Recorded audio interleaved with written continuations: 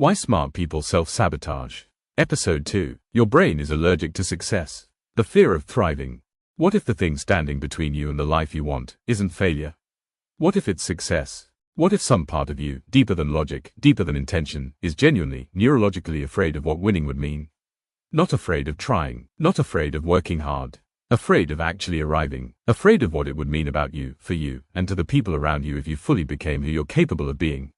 This is episode 2 of the Self-Sabotage series, and this might be the most uncomfortable and most freeing conversation we have. Let's go. The Jonah Complex. The psychologist Abraham Maslow, best known for his hierarchy of needs, identified something he called the Jonah Complex. Named after the biblical figure who ran from his calling, the Jonah Complex describes the very human tendency to fear our own greatness. To retreat from our highest potential, not because we don't believe in it, but precisely because we do. Maslow wrote that people are often more frightened by their best possibilities than their worst ones. Think about that for a moment. Your worst possibilities, failure, rejection, disappointment, those are painful.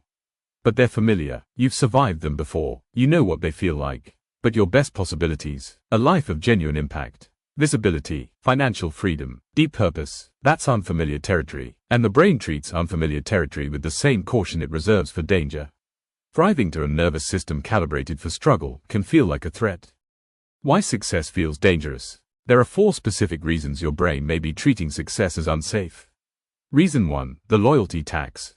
If you grew up in an environment where struggle was the norm, financially, emotionally, socially, succeeding can feel like a betrayal.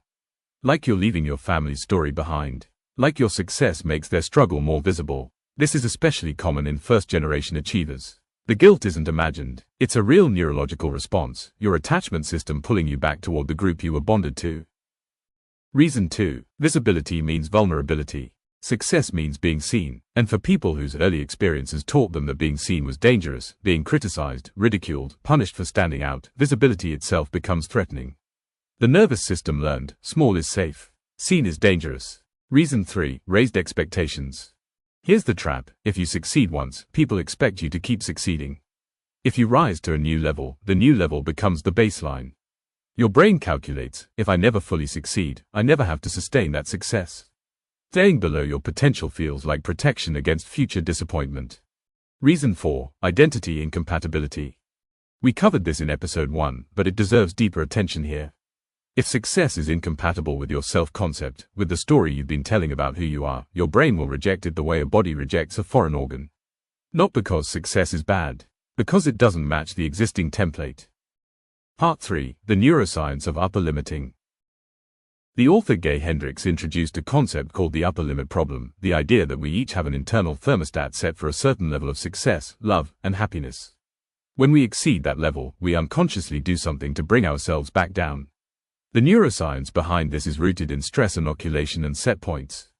Your brain establishes emotional set points early in life, baseline levels of safety, joy, and stability that feel normal. When life exceeds those set points, even positively, the brain registers it as a deviation requiring correction. So what does the correction look like? Getting sick right before a big opportunity. Having an unnecessary argument with your partner the week you get promoted.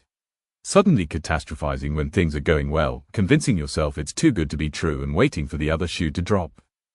This is not pessimism. This is your nervous system doing what it does, returning to the set point it knows. The upper limit is real.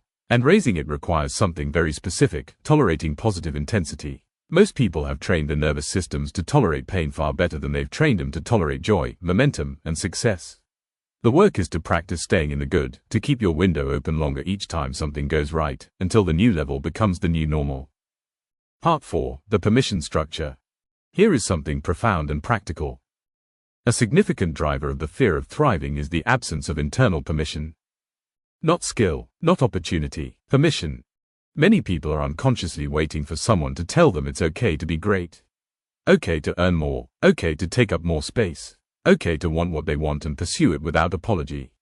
That permission was either given or withheld in early life by parents, caregivers, teachers, communities, and if it was withheld, if ambition was discouraged, if wanting more was seen as selfish or unrealistic, then the adult brain is still waiting for an external authority to grant what only you can give yourself. You have to become the source of your own permission. This is identity level work again. It means looking at where you are shrinking, not from lack of ability, but from lack of authorization, and consciously, deliberately deciding that you are allowed to want more, allowed to do better, allowed to succeed without guilt, without apology, and without waiting for someone else's blessing.